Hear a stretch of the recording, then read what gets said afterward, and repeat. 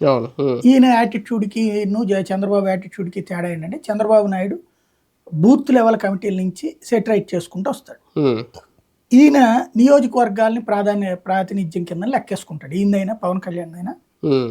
ఒకటే ఫార్ములా. హ్మ్. మండల ఇన్ఛార్జో, జిల్లా ఇన్ఛార్జో, నియోజకవర్గ ఇన్ఛార్జో వాళ్ళ ప్రాతిపదికన నడుపుకెళ్తాడు పార్టీని. హ్మ్. ఆ యాటిట్యూడ్లో భాగంగా ఉమ్మడి చిత్తూరు జిల్లాని ప్రాతిపదికగా తీసుకుని దాని మొత్తానికి అధ్యక్షుడిగా పెద్దిరెడ్డికి ఇవ్వాలని అనుకున్నారు. హ్మ్. అనుకున్న సందర్భంలో అక్కడ ఉన్న ఉమ్మడి చిత్తూరు జిల్లాకి సంబంధించిన వాళ్ళందరినీ పిలిచారు. హ్మ్. అందులో భాగంగానే తను కూడా వచ్చింది.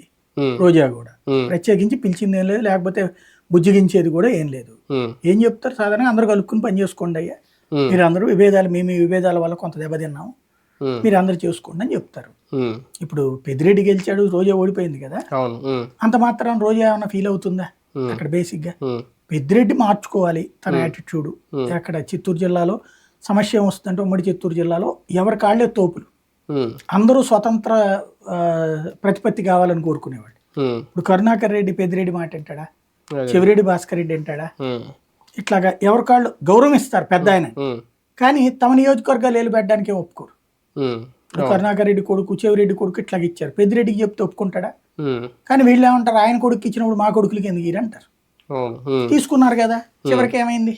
అవును. హ్మ్. ఇప్పుడు ఇవన్నీ సార్ట్ అవుట్ చేసుకోవాలంటే వాళ్ళందరూ